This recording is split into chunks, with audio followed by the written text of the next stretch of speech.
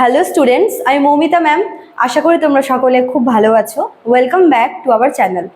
Students, আমি তোমাদের আগের দিন মৃচ্ছকাটিকা যে প্লেটা আছে সেখান থেকে ক্যারেক্টারগুলো নিয়ে আলোচনা করেছিলাম। আজকে আমি এখানে তোমাদের কিছু ক্যারেক্টার অ্যাড করেছি এবং এর সামারিটা আজকে আলোচনা করব, ঠিক আছে? তো ক্লাসটি শুরু করার আগে বলে রাখি যে যারা এখনো আমাদের অনলাইন ক্লাসে যুক্ত হওনি বা যারা যুক্ত হতে চাইছো তারা আমাদের অফিসিয়াল নাম্বারে যোগাযোগ করতে পারো।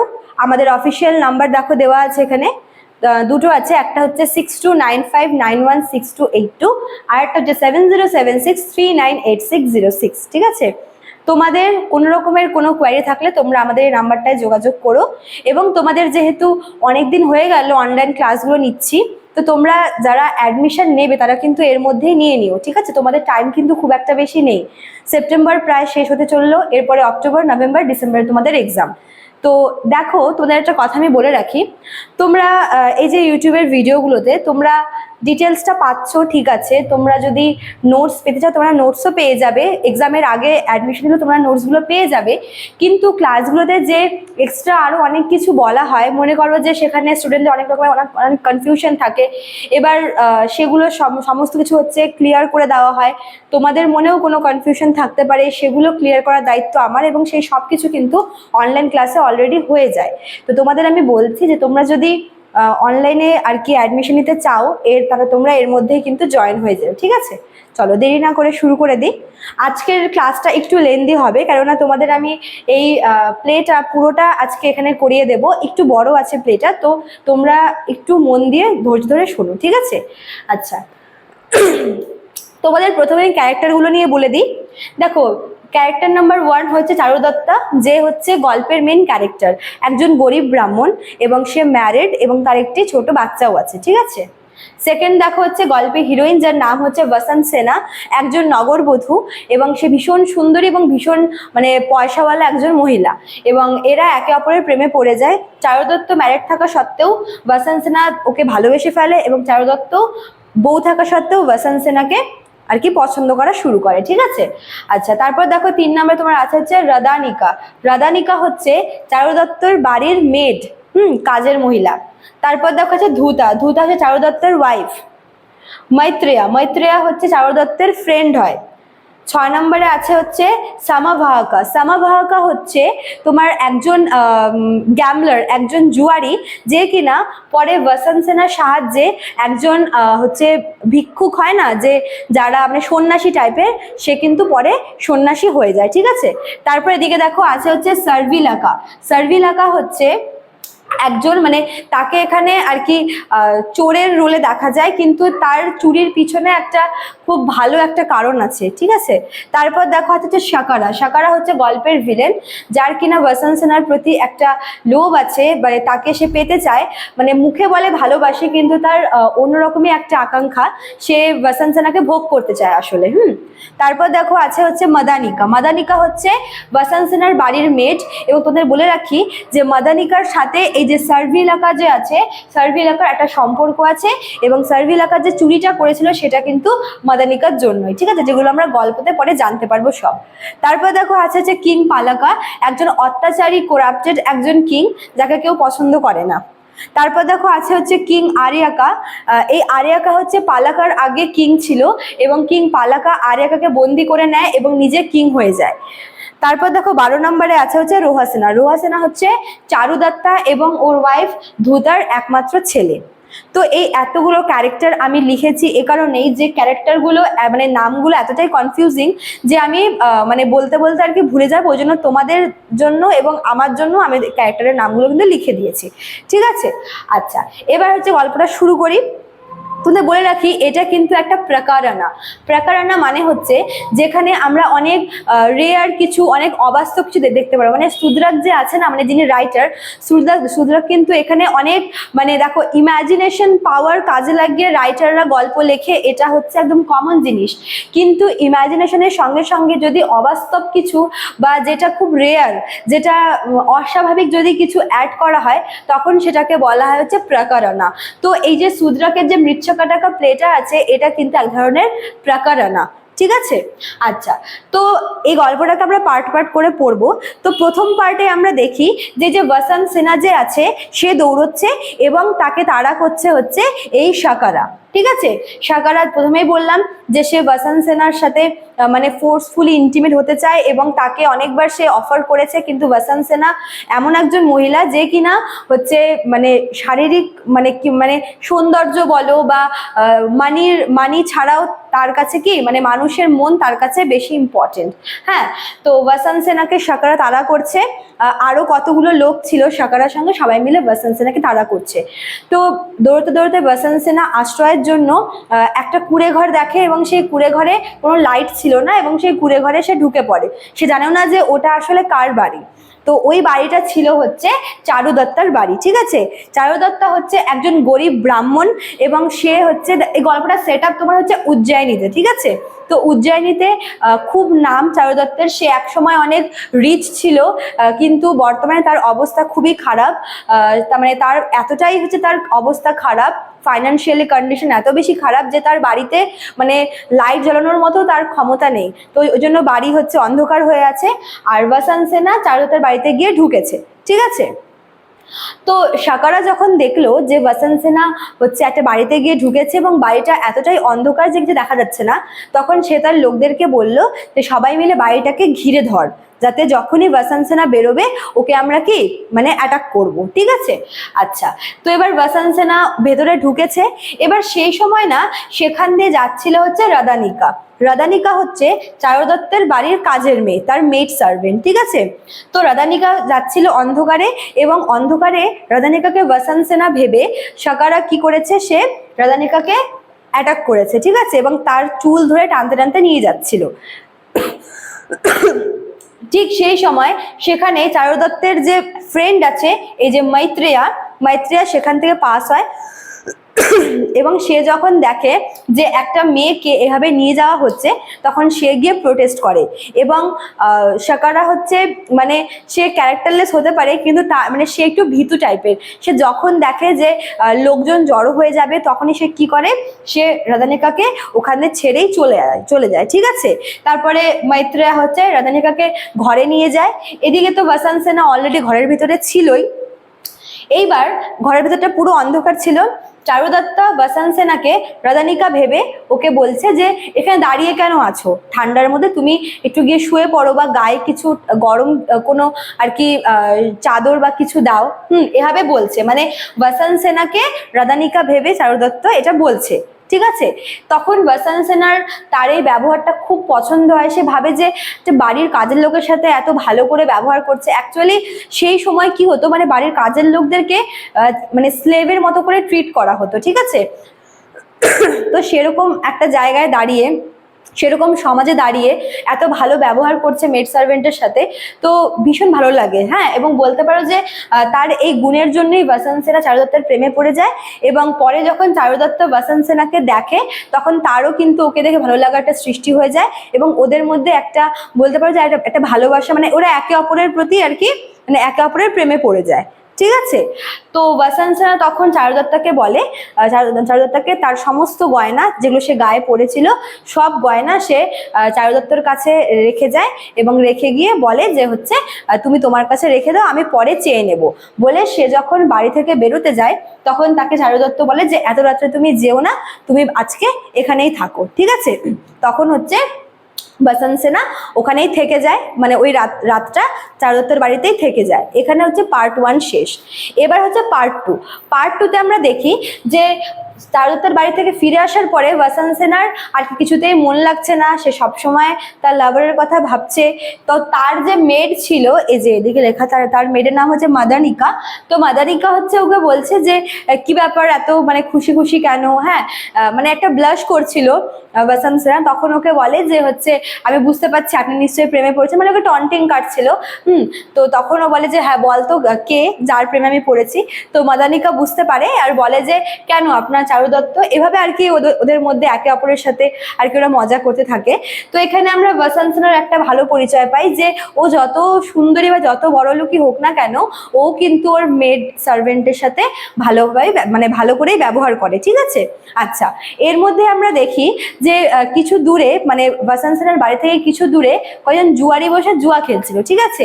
এবং ওই জুয়ারিদের মধ্যে একজন জুয়ারি আর কি হেরে যায় এবং বাকিরা সবাই মিলে ওকে স্লেভ হতে বলে এবং বলে যে যদি জুয়ার টাকা মেটাতে না পারিস তাহলে তোকে আমাদের স্লেভ হতে হবে।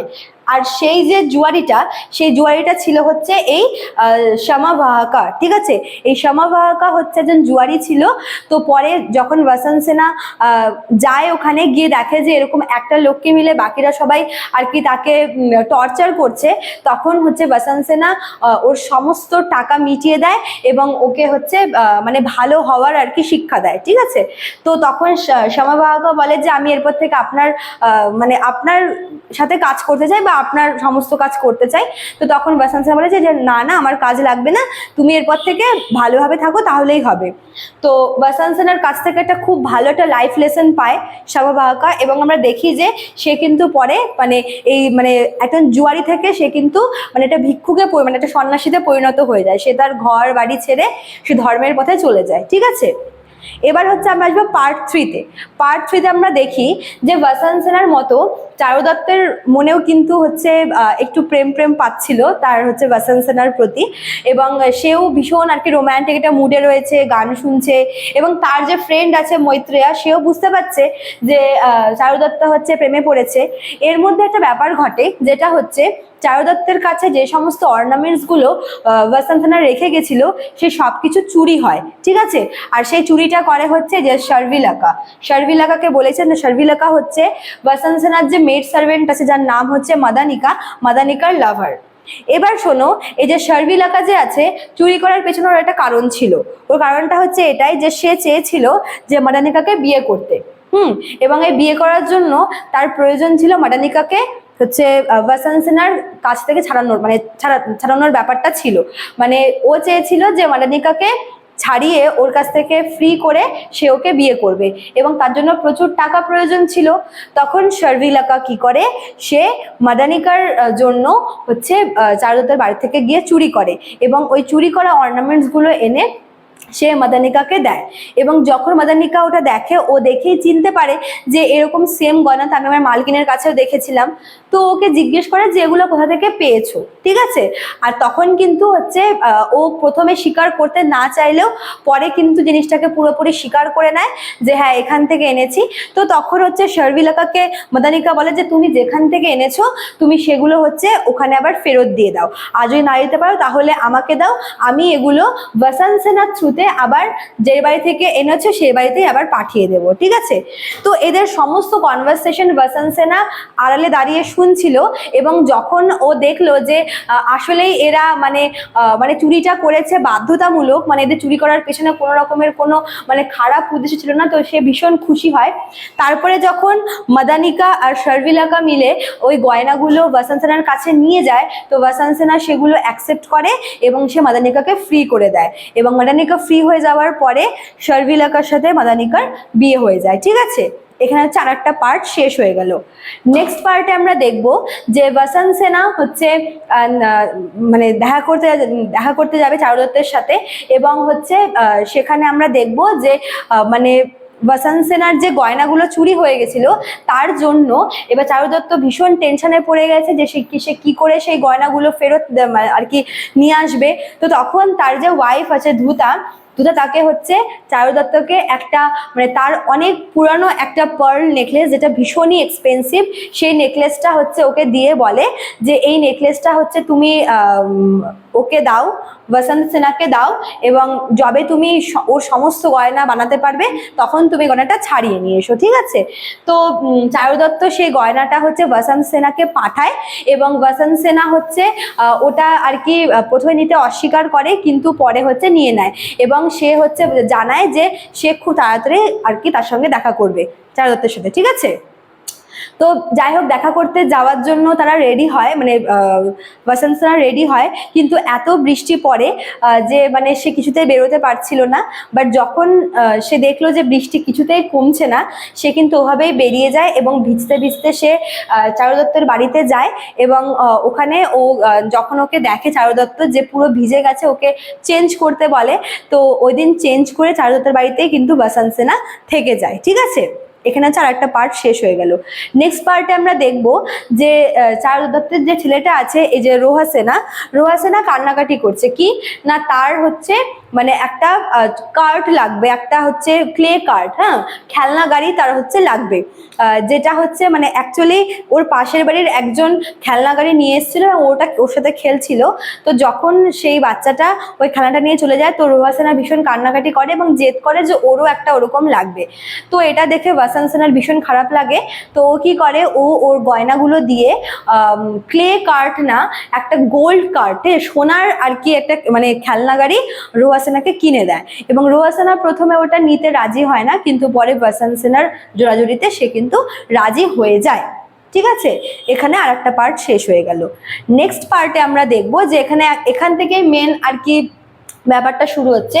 চারু দত্ত ওর যে আর কি গাড়ির ড্রাইভার, তাকে আর কি নিতে পাঠায় বসন্ত সেনাকে, যে ওরা একটা পার্কে গিয়ে মিট করবে। এদিকে হচ্ছে যে সাকারা যে আছে, সে হচ্ছে বসন্ত সেনাকে আর কি মানে ধরতে যায়, ওকে আর কি আবার গিয়ে ওকে মানে টেনে নিয়ে আসার চেষ্টা করে। তো এবার হচ্ছে বসন্ত সেনা দেখে যে দুটো গাড়ি রাখা আছে। ঠিক আছে, তো ও হচ্ছে সাকারার গাড়িতে উঠে বসে ভুল করে। আর যে আছে মানে চারু দত্তের যে ড্রাইভারটা আছে, সে ড্রাইভার একটু সময়ের জন্য বাইরে গেছিল। আর সেই সময় সেখানে এই যে কিং যে আরিয়াকা যে আছে, যে কিনা জেল থেকে পালিয়েছে, সে এসে বসে পড়ে। এবং কিং আরিয়াকার পায়ে না লোহার শেকল ছিল, যেগুলো বাজার সময় মনে হচ্ছিল যে মানে কেউ মানে ঘুঙুর পড়েছে। আর বসন্ত সেনা সবসময় ঘুঙুর পড়তো। তো যখন আবার চারু দত্তের ড্রাইভার যখন ফিরে আসলো, ও ভেতর থেকে ওই আওয়াজটা পাচ্ছিল এবং ভেবেছে যে বসন্ত সেনা নিশ্চয়ই ভিতরে আছে। তো সে বসন্ত সেনা ভেবে কিং আরিয়াকে নিয়ে হচ্ছে চলে যায় ওই বাগানে, ওই পার্কে যেখানে ওদের মিট করার কথা। আর উল্টো দিকে এই যে সাকারার যে ড্রাইভার, সে হচ্ছে বসন্ত সেনাকে আর কি নিয়ে যায় সাকারার বাড়িতে। বসন্ত সেনা তো জানতোই না যে ও আসলে পার্কে না, ও আসলে যাচ্ছে হচ্ছে মানে একটা মানে বাঘের গুহায় যাকে বলে। ঠিক আছে, এবার এরকম দুজন ভুল ডেস্টিনেশনে যাচ্ছে। এবার যখন বসন্ত সেনা যখন সাকারার বাড়িতে গিয়ে পৌঁছায়, সাকারা তো ওকে দেখে খুব খুশি হয়, বাট বসন্ত সেনা ভীষণ ভয় পেয়ে যায়। তো সাকারা ওকে বারবার প্রপোজ করতে থাকে, ওকে বারবার বলে যে তুমি আমার প্রপোজালটা অ্যাকসেপ্ট করো, কিন্তু বসন্ত সেনা কিছুতে রাজি হচ্ছিল না। এক পর্যায়ে গিয়ে দেখা যায় যে সাকারা বলছে যে তুমি আমার প্রপোজাল অ্যাকসেপ্ট না করো, তোমাকে আমি মেরে ফেলবো। এবং দেখা যায় যে বসন্ত সেনাকে ও গলা টিপে মারতে যায়, এবং গলা টেপার চাপে একসময় বসন্ত সেনা অজ্ঞান হয়ে যায় এবং অজ্ঞান হয়ে মাটিতে পড়ে যায়, যেটা দেখে সাকারা মনে করে যে হয়তো বসন্ত সেনা মারা গেছে। তো সে বসন্ত সেনাকে ওখানে ফেলে রেখেই চলে যায়। উল্টো দিকে যখন চারু দত্তের ড্রাইভার যখন হচ্ছে ওই গাড়ি নিয়ে যখন পার্কে যায়, সেখান থেকে বসন্ত সেনা জায়গায় বেরিয়ে আসে হচ্ছে আরিয়াকা, এবং আরিয়াকাকে দেখে সে ভীষণ চমকে ওঠে। সে ভাবে যে এটা হয়তো বসন্ত সেনা। তো পরে যখন সে জানতে পারে যে এটা হচ্ছে কিং আরিয়াকা, তখন সে তাকে নিয়ে যায় কার কাছে বলতো, চারু দত্তের কাছে। ঠিক আছে, এবং চারু দত্ত তাকে হেল্প করতে চায়, কিং আরিয়াকে সে পালাতে সাহায্য করে। তো কিং আরিয়াকা সেখান থেকে পালিয়ে চলে যায় এবং চারু দত্ত হচ্ছে সে বসন্ত সেনার খোঁজ করতে থাকে। এদিকে তো বসন্ত সেনা ওদিকে পড়ে আছে, অজ্ঞান হয়। এবার যেখানে ও পড়েছিল তার পাশ দিয়ে একটা লোক যাচ্ছিল। ঠিক আছে, তো সেই লোকটা যখন দেখলো যে একজন মহিলা পড়ে আছে, সে সামনে গিয়ে দেখে মানে মুখটা তুলতে দেখে যে এটা হচ্ছে বসন্ত সেনা। আর ওই লোকটা ছিল হচ্ছে এই যে শ্যামাবাহকা, যাকে একসময় বসন্ত সেনা বাঁচিয়েছিল। তো শ্যামাবাহকা কোনো রকম ভাবে বসন্ত সেনাকে সেখান থেকে রেস্কিউ করে নিয়ে আসে এবং সুস্থ করে। উল্টো দিকে বসন্ত সেনাকে খুনের দায়ে এই যে আরিয়াকা যে আছে সাকারা, সে হচ্ছে তার মানে কিং পালাকাকে বলে হচ্ছে ফাঁসিয়ে দেয় চারু দত্তকে, যে চারু দত্তই হচ্ছে বসন্ত সেনাকে মেরেছে ওর গয়নাগাটি টাকা পয়সার জন্য। ঠিক আছে, তো চারুদত্ত দত্তকে হচ্ছে মানে ডেথ সেন্টেন্স দেওয়া হয় এবং বলা হয় যে চারুদত্তকে একদম শহরের মাঝখানে তাকে হচ্ছে বলি দেওয়া হবে, দুজন জল্লাদকেও সাথে দেওয়া হয়, ঠিক আছে।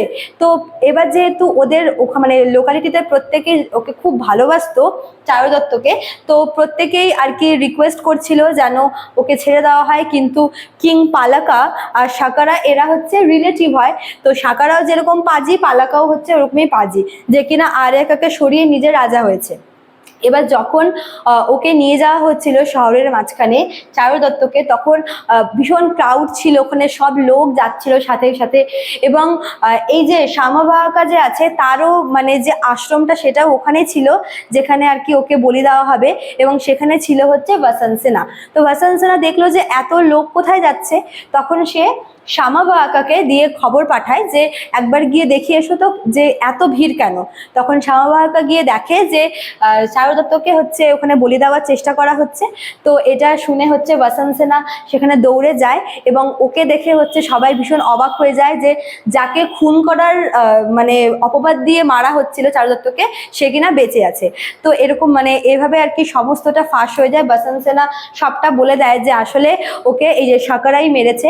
তো সাকারাকে অ্যারেস্ট করা হয়, আর সেই সময় ওখানে এই যে আর্য়াকা চলে আসে এবং সে আর্য়াকা এসে কিং পালাকাকে হচ্ছে ওখানে মার্ডার করে দেয়, এবং কিং পালাকা মারা যাওয়ার পর আর্য়াকা হচ্ছে কিং হয়ে যায়, ঠিক আছে। তারপরে বসন্ত সেনাকে দেখার পর চারুদত্ত ভীষণ খুশি হয় এবং ওর যে ওয়াইফ আছে ধুতা, ধুতা বসন্ত সেনাকে বিয়ে করতে বলে চারুদত্তের সাথে, মানে ও নিজের হাজবেন্ডকে পারমিশন দেয় বিয়ে করার জন্য। তো চারুদত্ত সবার সামনে বসন্ত সেনাকে বিয়ে করে। তো দুই বউ আর বাচ্চাকে নিয়ে চারুদত্ত এরপর থেকে খুশিতে থাকে, ঠিক আছে। এই হচ্ছে পুরো গল্পটা, অনেক বড়, অনেক মানে অনেকই বড়। তোমাদের হয়তো একটু প্রবলেম হবে, তোমরা একটু বারবার করে শুনো, তোমাদের মনে হয়ে যাবে, ঠিক আছে। আর দেখো এই গল্পটা পড়ে হয়তো সবাই একটু আজব লাগতেই পারে যে একজন মেয়ে সে মানে ম্যারিড থাকা সত্ত্বেও, মানে সে বিবাহিত একটা মেয়ে, সে কি করে ওর হাজবেন্ডকে অ্যালাউ করলো অন্য কারোর সাথে রিলেশনশিপে যেতে, বা যখন ও রাত্রে এসে স্টে করতো কি করে অ্যালাউ করলো। শুরুতেই বললাম যে এটা হচ্ছে প্রকারানা, যেখানে অনেক অবাস্তব, অনেক অস্বাভাবিক অনেক কিছু এখানে অ্যাড করেছে সুতরাং, ঠিক আছে। তো এটাই ছিল আজকে তোমাদের গল্পের সামারি। হয়তো তোমরা খুব বোর ফিল করবে বা তোমরা হয়তো মন দিয়ে শুনতেও পারো, তোমরা ভালো করে একটু শুনো গল্পটা। এটা কিন্তু খুব ইম্পর্টেন্ট, আর বলবো যে এখান থেকে তোমরা কোয়েশ্চেন অবশ্যই করবে। আমি নেক্সট দিন তোমাদের এখান থেকে কয়েকটা ইম্পর্টেন্ট কোয়েশ্চেন নিয়ে আলোচনা করবো। তো আজকে এতটুকুই থাকলো, দেখা হচ্ছে নেক্সট ক্লাসে। Thank you.